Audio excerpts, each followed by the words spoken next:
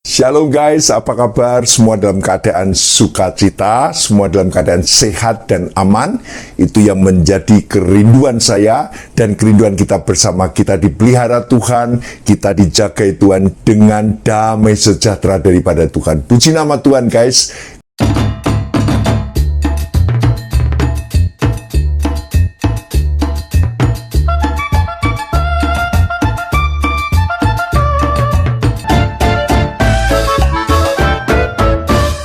Kali ini saya akan berbicara tentang makanan yang belum pernah engkau kenal dan ini penting bagi kamu untuk engkau mengerti. Guys, aku akan menunjukkan apakah kalian pernah melihat makanan the mountain meat seperti ini. Ini makanan yang mungkin asing bagi kalian, tetapi sebenarnya merupakan makanan yang luar biasa. Saya belum pernah mencobanya, tetapi ini makanan yang luar biasa, the mountain meat. Semoga ini bisa menjadi pengetahuan kita. Memang ada banyak makanan-makanan yang ada di dunia ini yang kita belum kenal, yang kita belum pernah temui, dan bahkan belum pernah mencicipinya. Ikuti terus tayangan ini. Jangan pindahkan channel supaya engkau diberkati, supaya engkau sukacita dan damai sejahtera Tuhan menyertaimu. Amin. Puji Tuhan. What happened in my life can be experienced for you guys. To keep high spirit. Thank you once again all of you who watch this video. I ask for you prayers and support so that I can keep inspiring all of you. I'll see you guys in another video, and as always, stay strong and awesome. Guys, aku nih rasa bahwa waktu berjalan begitu cepat. Betul? Rasanya nih waktu tuh berjalan begitu cepat. Dari mandi, tiba-tiba udah mandi kembali. Itu berjalan begitu cepat, sehingga rasanya, loh, kok sudah awal bulan November lagi? Terlalu cepat ini waktu. Guys, kadang kita tidak terpikirkan bahwa kok waktu ini berjalan sangat cepat, guys. Kita udah masuk pada awal bulan November, dan bahkan sebentar lagi Desember kita merayakan Christmas, kita merayakan Natal. Dan ini menjadi pemikiran saya, kenapa kok waktu berjalan begitu cepat? Tanpa terasa kita udah berjalan begitu cepat dari minggu ke minggu, terus cepat saudaraku jalannya. Tapi ada sebagian orang yang mengatakan hidup ini rasanya lama sekali, lama dan menjenuhkan. Tidak seperti apa yang saya katakan tadi. Rasanya hidup ini flat, datar, dan waktu ini berjalan rasanya lama sekali. Dari pagi menuju malam tuh rasanya lama sekali. Apa yang salah di sini? Dengan orang yang menganggap waktu begitu cepat, dengan orang yang menganggap waktu begitu lama. Apa perbedaannya di sini? Guys, ada sebagian orang yang menunggu it's time to retirement. Ada orang yang hanya menunggu masa-masa pensiun.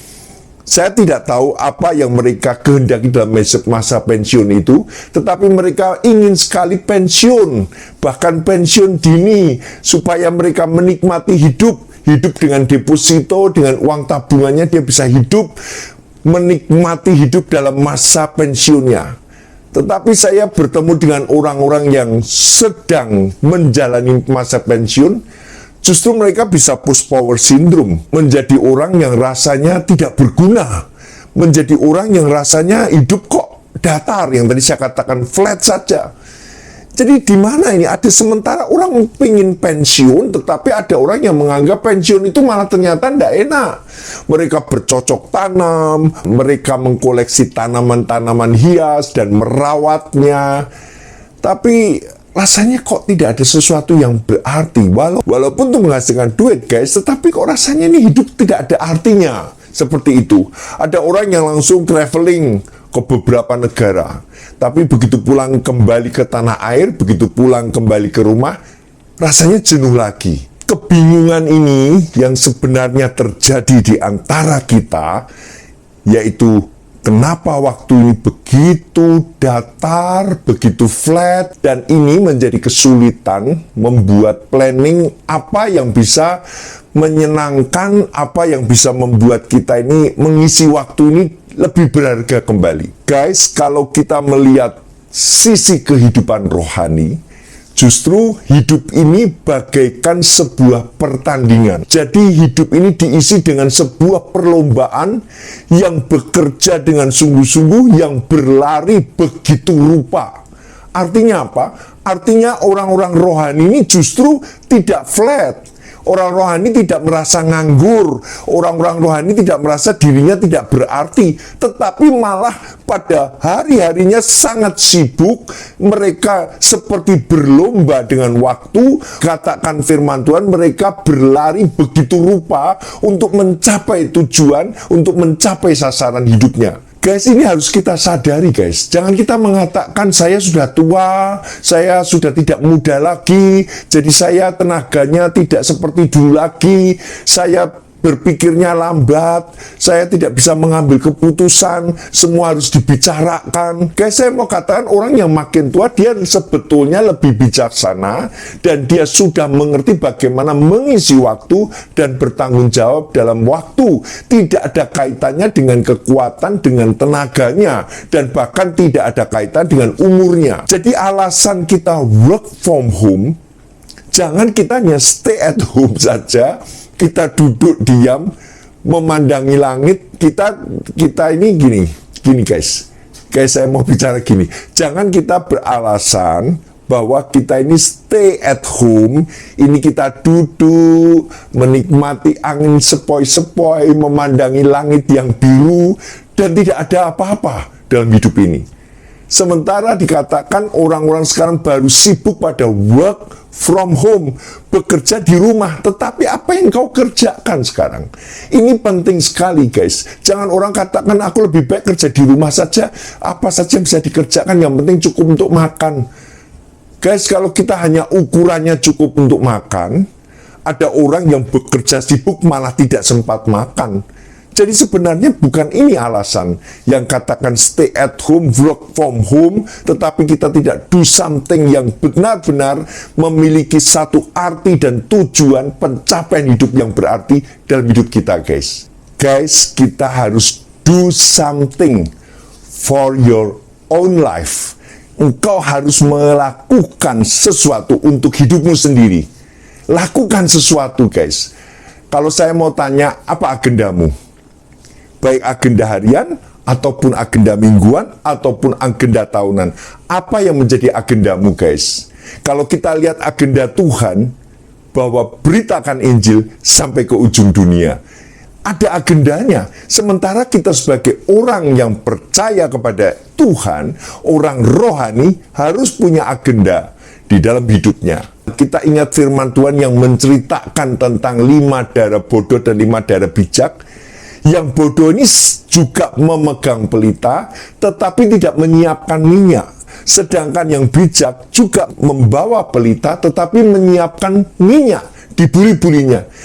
Yang 5 darah yang bodoh ini, dia percaya bahwa dia punya pelita, tetapi dia tidak menyiapkan minyaknya yang bisa terus supaya pelitanya terus menyala. Begitu banyak hari-hari ini guys, orang yang punya pelita, yang mengatakan diri Kristen tetapi tidak bercahaya. Hidupnya tidak berdampak. Karena apa? Tidak ada terang.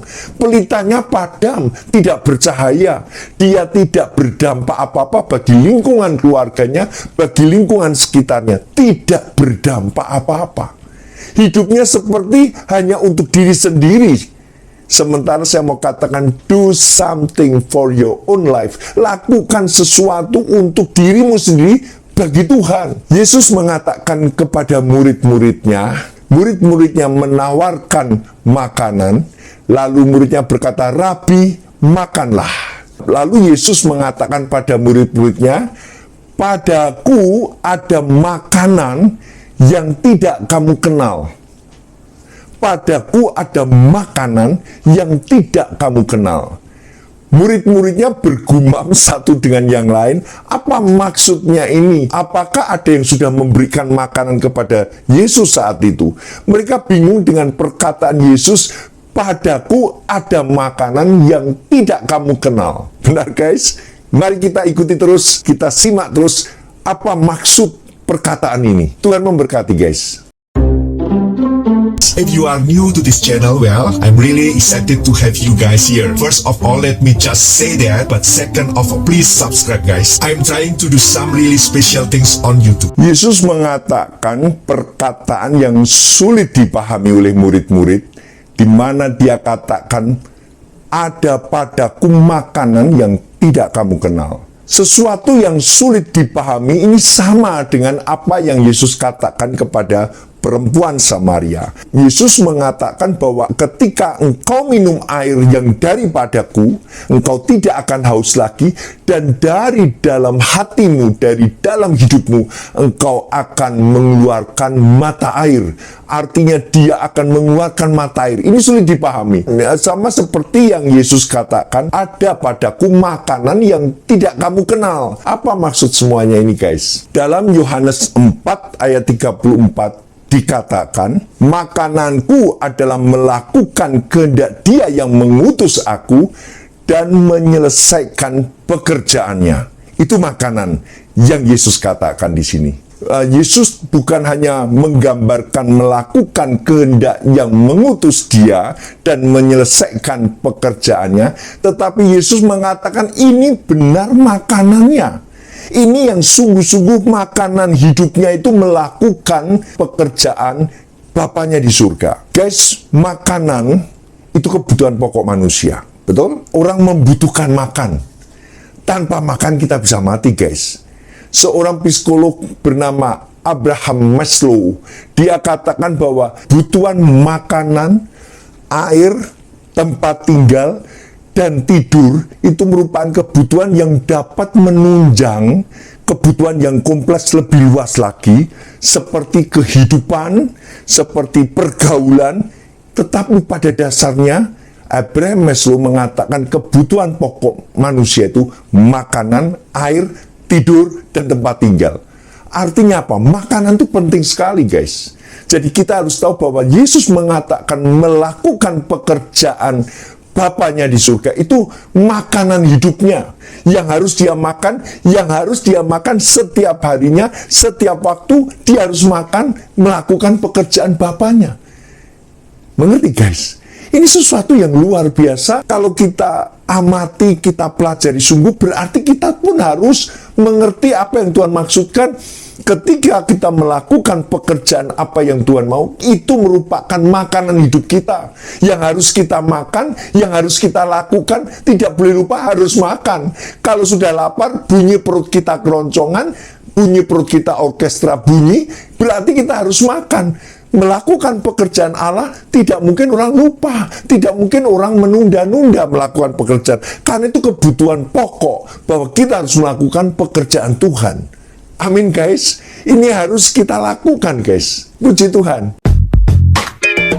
Watch good my YouTube video from your friend. Of course, you guys might be following me already on my channel King of Soul. Stay tuned for the end of this video. Thank you so much guys for watching this video. I appreciate you guys support, and until next time, peace. Hal ini seperti essential needs, suatu kebutuhan pokok yang harus engkau lakukan, bahwa kita harus makan, kita harus melakukan pekerjaan Tuhan itu. Guys, jadi mau tidak mau, harus mau untuk melakukan pekerjaan Tuhan. Kita ingat sebuah lagu yang dulu pernah dinyanyikan, yaitu kau mau apa dengan Yesus? Ditanya padamu, kau mau apa dengan Tuhan? Kau mau melakukan apa? Itu ditanya kepadamu. Mengerti guys? Jadi kita harus melakukan do something for Jesus. Kita harus lakukan sesuatu untuk Yesus. Karena itu makanan kita guys. Kita harus melakukannya. Amin. Puji nama Tuhan. Melakukan pekerjaan Bapa di surga atau pelayanan itu adalah makanan hidup kita. Yang Yesus ajarkan di sini supaya kita mengerti, orang percaya makanannya adalah melakukan pekerjaan Tuhan. Guys, di dalam kitab Ibrani 5 ayat 12 dikatakan di sana, sebab sekalipun kamu ditinjau dari sudut waktu, sudah seharusnya kamu menjadi pengajar, kamu masih perlu lagi diajarkan asas-asas pokok dari pernyataan Allah, dan kamu masih memerlukan susu, bukan makanan keras. Sebab barang siapa masih memerlukan susu, ia tidak memahami ajaran tentang kebenaran, sebab ia adalah anak kecil. Tetapi makanan keras adalah untuk orang-orang dewasa yang karena mempunyai panca indera yang terlatih untuk membedakan yang baik daripada yang jahat. Pertanyaannya guys, apakah kita masih minum susu atau kita sudah makanan yang keras? Kalau dalam kitab Ibrani ini dituliskan makanan keras, berarti pekerjaan Tuhan itu sebuah makanan yang keras, bukan makanan seperti air susu yang hanya dimengerti, dinikmati anak-anak kecil saja. Tetapi makanan kerasnya adalah orang-orang yang sudah dewasa, yang sudah tingkat pelayanannya, tingkat kerohaniannya menjadi seorang pengajar yang mengerti apa yang baik daripada yang jahat. Ini adalah orang-orang yang biasa makanan-makanan yang keras. Oleh sebab itu kita sering mendengar dalam ibadah, berbahagialah orang yang mendengar firman Tuhan, merenungkannya dan melakukannya. Artinya dia belajar untuk melakukan firman Tuhan, dia belajar untuk melakukan pekerjaan Tuhan, yaitu makanan yang keras itu. Karena di dalam pelayanan yang digambarkan seperti makanan, ada makanan yang pahit, ada makanan yang asam, ada makanan yang getir, ada makanan yang asin. Artinya pelayanan tidak bisa digambarkan sesuatu yang sama, sangat berbeda-beda. Ada yang keras, ada yang pahit, ada yang asam, ada yang asin. Artinya apa? Ketika kita melayani Tuhan, kita bisa difitnah, kita bisa dihindari orang, kita bisa dianiaya, kita bisa dipenjarakan karena pekerjaan Tuhan. Jadi makanan yang keras ini, yang Yesus katakan ini bahwa makanan ini adalah pekerjaanku, itu bukan makanan yang enak, yang dikatakan bukan sesuatu yang seperti air susu, tetapi makanan yang keras, yang harus orang percaya juga mengalaminya, memakan makanan yang keras. Itu artinya apa guys? Kita harus siap untuk memikul salib, kita harus siap yang namanya kita itu difitnah, kita dibantah, kita dicaci maki. Itulah yang bagian pelayanan kita untuk kerajaan Tuhan. Walaupun kita membawa kebenaran, tetapi orang-orang tidak mau menerima kebenaran karena mereka membenci kebenaran, dan kita ini dibenci oleh karena kebenaran. Amin guys, itu yang terjadi ketika Tuhan mengizinkan kita makanan-makanan yang keras. Berarti kita masuk mencoba, mencicipi dan menikmati makanan yang keras. Bukan kita makanan keras lalu kita lepeh, kita buang, kita muntah. Tidak guys, apa yang kita makan dari pekerjaan Tuhan yang berat-berat ini, kita harus menelannya. Kita harus berani menelannya. Kita harus belajar menerimanya. Pekerjaan Tuhan yang berat. Karena apa? Paulus katakan kita ini berlari begitu rupa. Artinya kita harus berani mencoba makanan-makanan yang keras itu di dalam pelayanan hidup kita. Amin guys, ini tidak mudah. Saya ngomong juga untuk diri saya, tidak mudah. Tidak mudah, tetapi kita harus belajar guys, karena ada mahkota yang Tuhan sediakan bagi kita. Amin guys, puji nama Tuhan. Mengapa digambarkan makan dengan menjalankan kehendak Bapa? Budaya orang Yahudi, makanan bukan hanya untuk kebutuhan mendapatkan tenaga atau pertumbuhan, tetapi makanan berkaitan dengan kesenangan menikmati pemeliharaan Tuhan. Itu budaya orang Yahudi. Dan merupakan persekutuan dengan Tuhan. Jadi ketika mereka makan, kenapa Yesus mengatakan makanan adalah melakukan kehendak Bapa? Karena budaya Yahudi juga mengajarkan yaitu ketika makan itu merupakan sebuah persekutuan dengan Tuhan, menikmati berkat Tuhan. Kalau kita baca dalam Matius 8 ayat 11, aku berkata kepadamu, banyak orang akan datang dari timur dan barat dan duduk makan bersama-sama dengan Abraham, Ishak, dan Yakub di dalam kerajaan surga. Artinya, di surga itu makan bersama, artinya ada sebuah persekutuan yang indah. Mengerti ya guys? Jadi makanan itu merupakan persekutuan dengan Tuhan yang indah. Walaupun kita makanan yang keras, tetapi makanan itu merupakan persekutuan dengan Tuhan yang indah, yang harus kita nikmati. Makanya guys, kadang ketika kita melayani pekerjaan Tuhan, kita mengucap syukur karena anugerah Tuhan yang begitu luar biasa. Kita sepertinya tidak melakukan apa-apa, tetapi Tuhan yang membantu kita, Tuhan yang memberkati pelayanan kita, sehingga kita ini seperti orang-orang yang menuai saja. Seperti firman Tuhan katakan, kita menuai di tempat yang tidak kita menabur. Artinya itulah anugerah Tuhan. Kita tidak pernah menabur, tetapi pekerjaan Tuhan begitu luar biasa, begitu Tuhan bukakan, begitu indahnya berjalannya pekerjaan Tuhan, sehingga kita terheran-heran akan mujizat yang berlangsung di dalam pekerjaan Tuhan. Itu artinya kita menikmati makanan itu, kita menikmati persekutuan dengan Tuhan. Seberapa banyak di antara engkau guys, yang kadang ketika kita menghampiri Tuhan, kita menangis keharuan Tuhan turun di atas hidup kita. Kita mengucap syukur dengan air mata, Tuhan, kalau bukan Tuhan, aku tidak bisa melakukan apa-apa. Betul guys?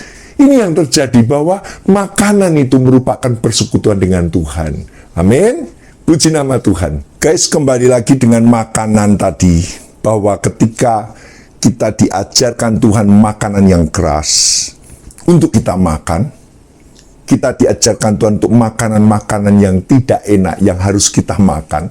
Artinya pekerjaan Tuhan yang berat seperti salib Tuhan. Karena kalau kita belajar dan mau untuk makan makanan yang keras, kita lambat laun bisa menikmati guys. Kita bisa mengerti bagaimana campur tangan Tuhan dalam hidup kita.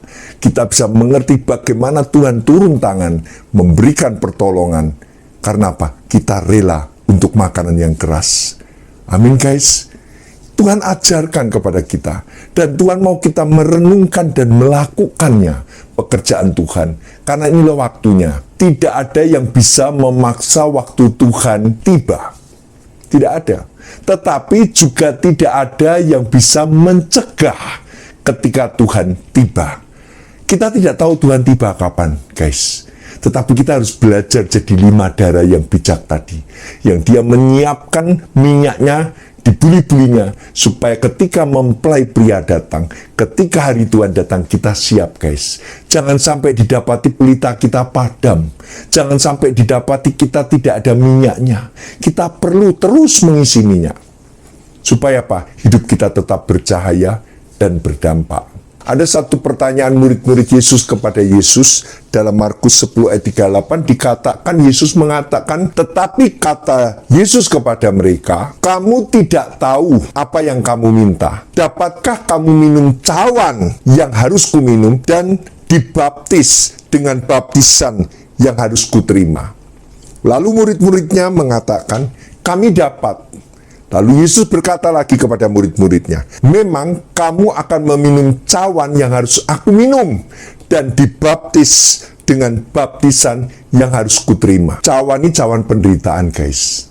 Baptisan ini baptisan penderitaan. Yesus mengatakan ini pada murid-muridnya supaya murid-muridnya mengerti, memang engkau akan menderita seperti yang aku alami. Artinya guys, di dalam seorang yang melayani Tuhan memang tidak enak guys. Tetapi penderitaan itu adalah penderitaan kasih karunia Tuhan yang diberikan Tuhan kepada kita. Tidak semua orang bisa menderita seperti yang Kristus alami. Ada orang-orang tertentu dalam tingkat iman yang dia dapat menerima penderitaan cawan yang seperti Yesus minum. Guys, saya mau tanya, apa agendamu? Apakah engkau sudah mengerti bahwa engkau harus melakukan pekerjaan Tuhan dalam hidupmu? Karena ini penting guys. Kita tidak tahu Tuhan datang kapan. Tetapi sepanjang hidupmu, kalau engkau mengatakan supaya hidupmu penuh arti, supaya waktumu itu sangat berguna, lakukan pekerjaan Tuhan, lakukan pemberitaan Injil, karena ini sudah dekat waktunya. Dan itu merupakan makanan hidupmu. Jangan engkau tidak makan, guys. Engkau harus makan, karena itu pekerjaan Tuhan dalam hidupmu. Tuhan memberkati, guys. Sampai jumpa kembali. Amin. Shalom.